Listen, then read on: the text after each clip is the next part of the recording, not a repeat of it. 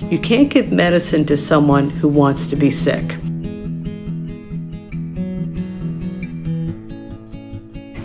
Hello, this is Lorraine, and welcome to Healthy Living, Spirit, Soul, and Body. So today I thought I would talk about the importance of relationships and connections. Really, in your life, it's so important to have the right people around you. A little bit of history. I remember when I was in grammar school, I met a girl. Now, maybe everybody's had friends like this, but I met a girl who almost always would get me in trouble. And, you know, what's really funny is I literally stayed friends with her for, 10 years. You know, her father was an alcoholic, and so she had some issues and she was messed up. However, there's no reason why I should have continued the friendship. What would happen was something would happen, and, you know, she would hurt me or something, and then she would say that she was sorry. And then she'd make it as if, well, if I didn't forgive her, then I was a terrible person. When I was in high school, I started getting friendly with somebody who I felt was a good connection for me. Like, you know, you have a connection, you feel like, wow, that person can really help me grow. They had very similar interests. And what happened was, all of a sudden, this girl, this quote-unquote friend, went and befriended her. And the next thing I know, my relationship with this new friend is, like, totally messed up. My pretend friend was telling her all kinds of rotten things about me, and it got so messed up. And where he said, she said, and, you know, you're trying to fight for this friendship that you feel is important to you. And what ends up happening is, you know, she's not friends with either of you.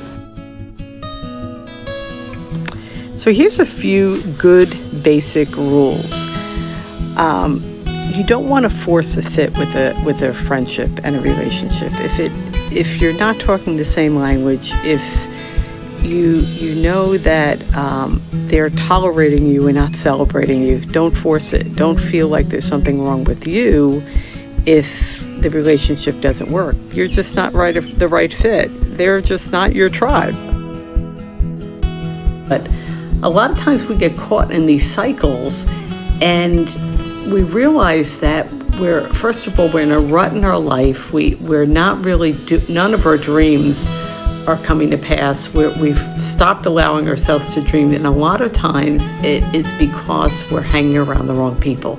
So this is just a few things to help you be aware of the relationships in your life. Don't hang around people that are negating your dreams, that are talking bad about your dreams, that are making you feel that they're not possible, that really sometimes misery likes company, right? So sometimes people are miserable and they don't want you to be happy, they want you to be miserable.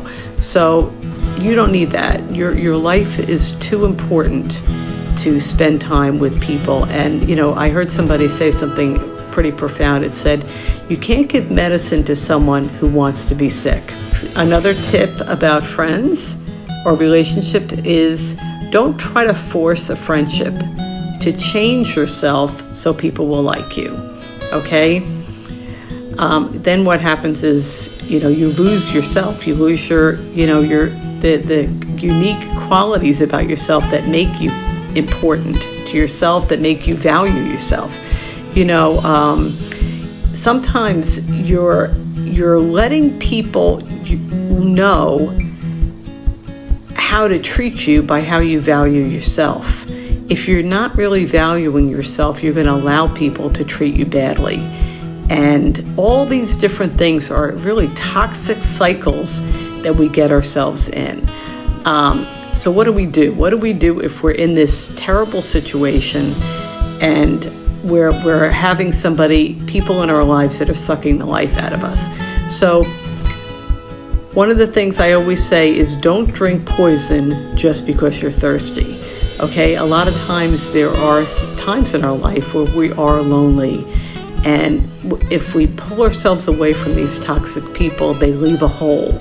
So, and it a lot of times is not pleasant. Okay, so what do? So just a few tips that might help you. One of the things that you need to do is back off from the relationship, no matter what. Like I mentioned with this crazy friend that I had, eventually what had to happen was she hurt me one too many times, and she went through the whole spiel about how she was sorry and she wanted me to say that I forgive her. But rather than play into that narrative, I said to her, well, you know what? I guess a friendship doesn't work between us. I said, hope everything works out for you in your life, or I forget what I said after that, but I basically just told her that a friendship between us doesn't work. And that's how I left it. And literally, I never, ever spoke to her again. So sometimes you got to do that. Sometimes you got to make a clean break. Now, there are other people that, it's okay to distance yourself, not spend as much time with them, slowly get them, weed them out of your life. That's always good. So once you do that, though, it is going to leave a hole. You're going to feel empty. You're going to miss that person, even though they were toxic. Okay, but what's going to happen? A couple of things. First of all, you need to take that time to regroup. You need to take that time to get quiet and listen to your own thoughts and really seek God. God loves you, and He is going to bring you back to who you really are. Really, He loves you for the person that you are. He created you individual. He created you unique, and He put those things in you because they're important. They're important to fulfill the plan that He has for your life. They're important because they make you you. They make you a beautiful thing. Your unique qualities are precious. Okay, and you need to value them too. So the first thing you need to do is regroup.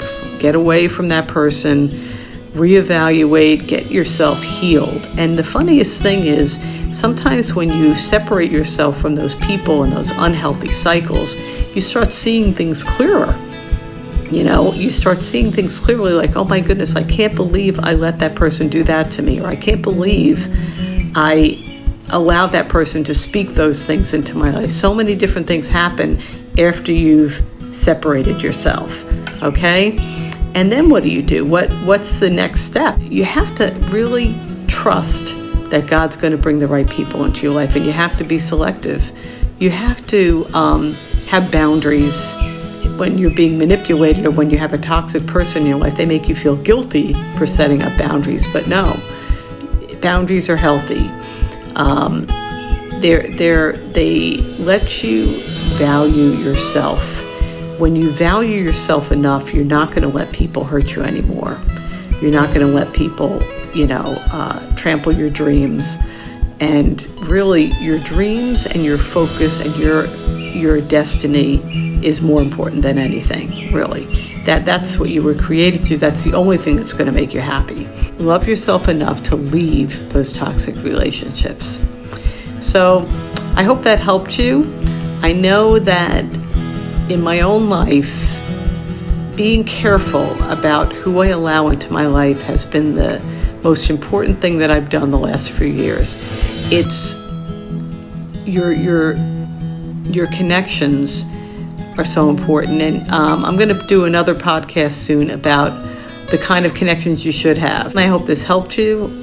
Relationships, again, are the most important thing in your life, and especially your relationship with God.